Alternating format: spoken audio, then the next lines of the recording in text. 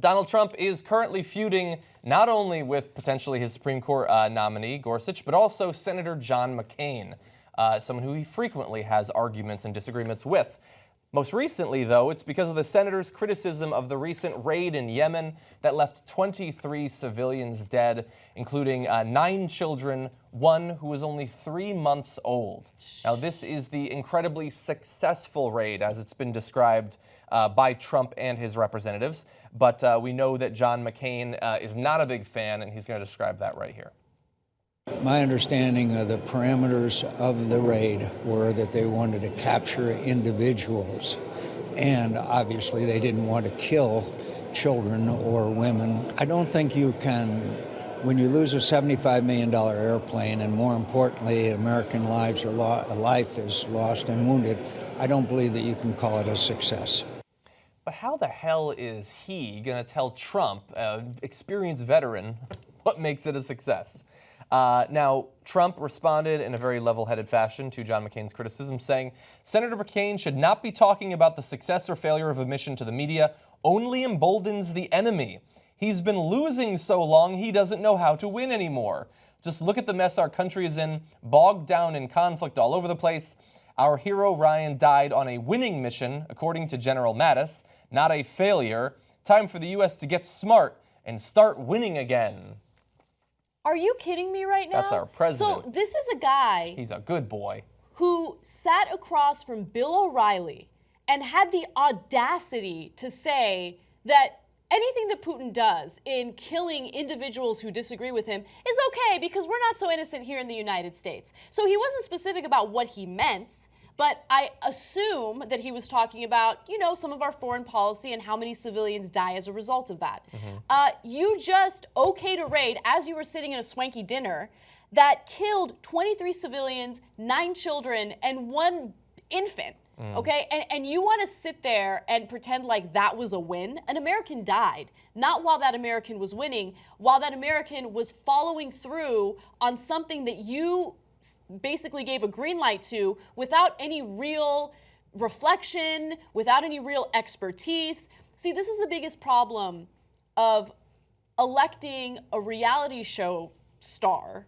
A star is a very strong word. As the leader of this country, okay? He's not knowledgeable about these issues, and he's making bad decisions left and right. He's unprepared, his cabinet is unprepared, and this is a life and death situation, not just for, you know, civilians in Yemen or for American soldiers. It's a life and death situation for everyone involved, including Americans. Yeah. This is the kind of stuff, and I know that a lot of people don't want to acknowledge it, but this is the kind of stuff that leads to hostility toward the United States. So whenever you see some smug prick on a cable news show asking, why do they hate us? They hate us because we keep killing their children abroad, okay? So do I want to fight terrorism? Absolutely. But you don't fight terrorism by killing innocent people who have nothing to do with it whatsoever. Yeah, and so you made the comment about the dinner, but that wasn't just a joke. As you know, it was, I mean, I'm explaining for them, not for you. Yeah, you know. I know. It was actually signed over a dinner. It wasn't signed during a meeting with advisors and representatives of the military. This is a mission that had been considered for several months under Obama, and they had declined to pursue it because they considered it to be too risky. Trump cruises in, sits down in front of a lobster, and signs off on it, probably with as much information and consideration as he's had for his executive orders, which we know he doesn't even read. And so that's scary.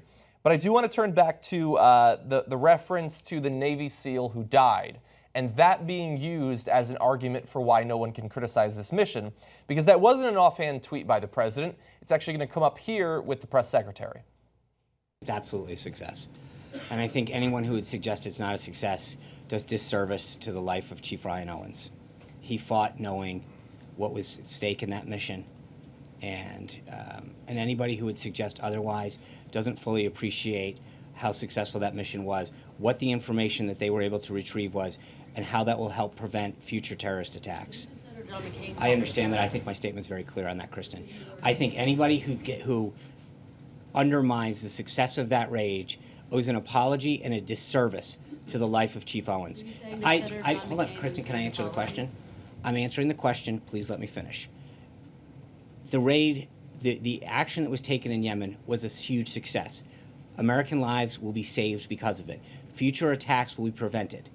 The life of Chief Ryan Owens was done in service to this country, and we owe him and his family a great debt for the information that we received during that raid. I think any suggestion otherwise is a disservice to his courageous life and the actions that he just took. Full stop. With respect, I'm sorry, what was the first part? Is that your message to Senator John McCain? That's my message to anybody. You know what's a disservice to the life of that Navy SEAL? Putting him in a situation, in a raid that was not an appropriate mission to carry out, okay? Putting his life at risk, that's a disservice to his life. Greenlighting that kind of raid that leads to, again, a Navy SEAL dying and a bunch of innocent civilians, 23 civilians, 9 children dying as a result of that raid that you guys did not give appropriate analysis or time to in order to determine whether or not it was an acceptable mission to carry out, a safe mission to carry out. This is all crazy, and he just stands there and he lies to everyone. He lies to everyone. Trump lies to everyone. How can you say that this was a win? What kind of information did you guys manage to collect in this type of situation? And also, really, Trump cares about intelligence and information about future terrorist attacks? He doesn't even want to sit down and listen to intelligence briefings. Yeah. That's so true. it's all lies. And for the first time ever, I'm actually genuinely concerned about our national security. Because if we have a president who doesn't want to listen to those briefings, who doesn't trust intelligence communities, and who carries out raids like this that kill innocent civilians abroad, which again leads to more hostility to the United States, what's going to happen? What if they want to retaliate? We need someone who's competent, and unfortunately right now we don't have someone who's competent. And there's, on top of this, a potential of us invading a country like Iran. Yeah. I'm a little bit less bothered by the fact that he's going to try to defend it. That's his job than how he tries to defend it. Because what he said right there is, you can't criticize this because if you do, you are offending the memory of the Navy SEAL who died.